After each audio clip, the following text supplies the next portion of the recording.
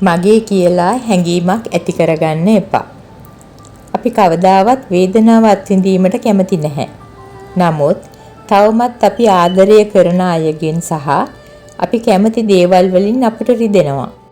හේතුව අපි මේ පුද්ගලයා මගේ හෝ මේ මට අයිති යයි සිතීම සහ අපට අවශ්‍ය ආකාරයට සියල්ල සිදුවනු ඇතැයි අපි අපේක්ෂා කිරීමයි. මගේ යන මෙම හැඟීම වේදනාව ගෙන එනවා. හිමිකාරීත්වයේ පිළිබඳ හැඟීමක් ඇති ඕනෑම තැනක දුක් වේදනා ඇති වෙනවා. ඒ වෙනුවට සියල්ල සහ සෑම කෙනෙකුම දෙවියන්ට අයිති බව අපි සිතන්නේ නම් කිසිවක් සැබවින්ම අපගේ යයි අපට හැඟෙන්නේ නැහැ. යමෙකු තම දුර්වලතා නිසා අපට රිදවෙන විට පවා ඔවුන් දෙවියන්ගේ දරුවෙකු ලෙස දැකීමෙන් අපට ඔවුන්ට සමාව දිය හැකියි.